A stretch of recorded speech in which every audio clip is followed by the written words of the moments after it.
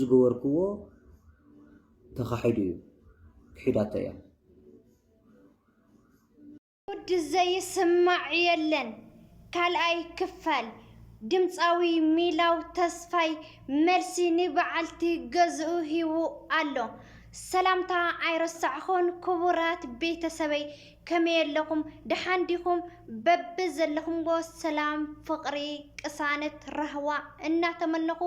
ንዝገዛ ሓድሽቲ ዝኾንኩም ከምቲ ልሙድ ላይክ ሸር ሳብስክራይብ ብምግባር ሃናፂ ርእይቶኹም ኣይፈለየኒ ክብለኩም ይፈቲ እምበኣርከስ ናይ ልማዓንቲ ኣድያና ወይ ከዓ ትሕዝቶና ደሞ ኣብዚ ሰሙን እዚ ኣዘራርቢ ኮይኑ ዘሎ ብዛዕባ ናይ ድምፃዊ ሚላው ተስፋይ ሓውና በዓልቲ ገዝኡ ተፀጊመ ኣለኹ ኢላ ናብ ሚድያ ከም ዝወፀት ኩለና ንፈልጥ ኢና ይኹን ደኣ እምበር ኣነ ይሕግዝ እየ በየወርሑ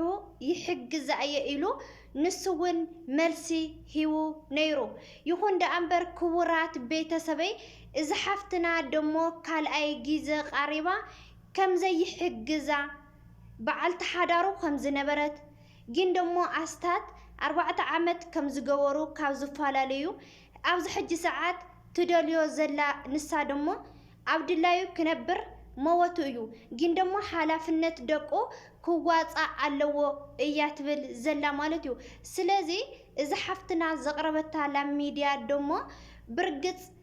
እስካብ ጓል ኣንስተይቲ ዝኾንኩ ሰዓት ተሰሚዕኒ እናበኸየት ክትመፅእ እንከላ ሰብኣዊ ስለ ዝስምዐኒ ግድን ከቕርወላ ሚድያ ሓደ ሰብ መሰል ኣለኒ ስለዚ እዛ ቆልዓ እዚኣ ተበዲለ ወይ ከዓ ፀጊምነሎ እትብላ እዚ ሓፍትና ክንሕግዛ ኣለና ከምኡ እውን ኣብ ጎኒ ደቅኹም ክትኮኑ ኣለኩም ምክንያቱ ውላድ እስከ ዝወለድኩም ሰዓት ሓላፍነት ክትሽከሙ ኣለኩም ኢላ ሓሳባ ወይ ከዓ ርእይቶኣ ሂባ ነይራ ማለት እዩ ይኹን ደኣ እምበር ድምፃዊ ሚላው ሓውና ደሞ ንዓየይ ንምፅላም ዝተለዓለ ነገር እዩ በቃ ካብ ሚድያ ንምርሓቅ ሰብ ንክፀልአኒ ንምግባር እዩ እምበር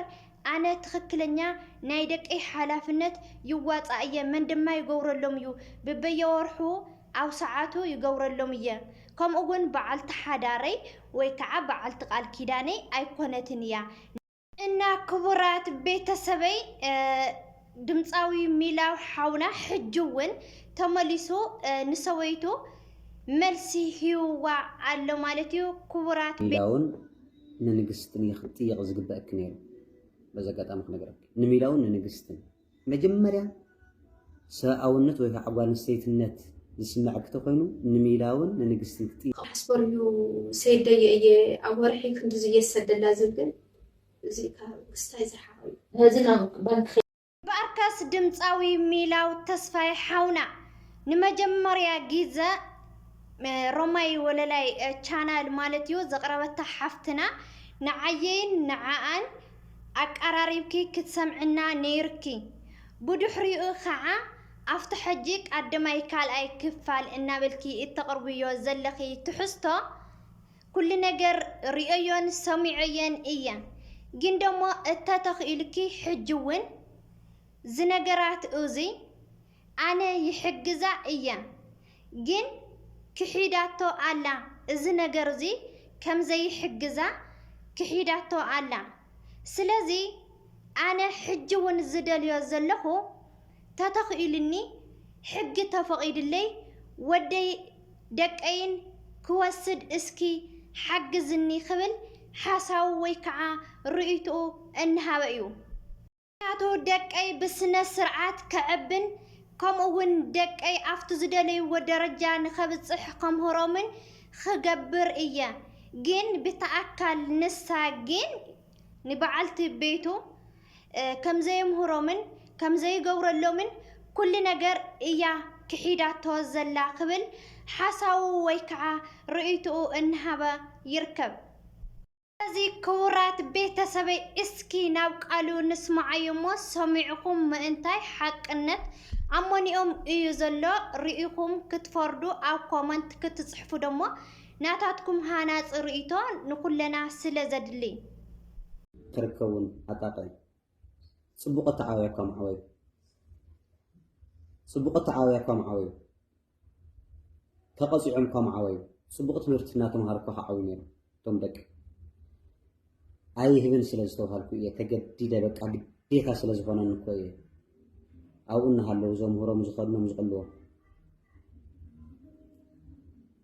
بتأكل السجن كم زي يقلوهم كم زي يمهرهم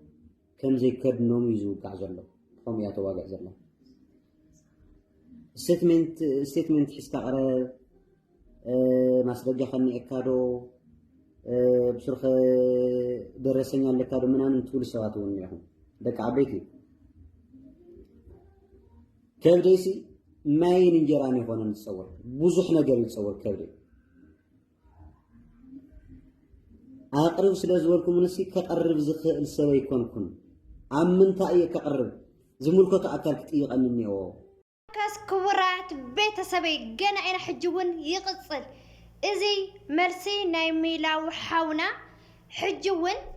اتحسب كم تيزي سمعكم وخوينو جين دمو أنا حزون درسين ويكالي نجرات نبقى أكاونتات زأتخو نجر على كادو إلكم تحتني كابدي كل جزء إنجران ماين بتاع أيقونتين تصور بزح نجر صيرز خيد سبيا سلازي إذ نجر زي كقروة خمسة يدل إذ نجر زلو جندوما تخكلنيا نجر دك أي لاميديا سلازواتو ويكعا نساواتيا تتسجيمة تتشجيرة سلازبلت تيكونا تتخكلنيا عكايدا بحقي تدليا تتأيقني النابلأيو زركب أو زحج ساعات مالتي قورات بيت سوي برقص دك أيون لاب علي تهابني كمتي زدلي وغيره كم هرم يخئليا حق تفقيد اللي حزون دك أيون كوسد يخئليا النابلة يزركب مالتيو أمباركس قورات بيت سوي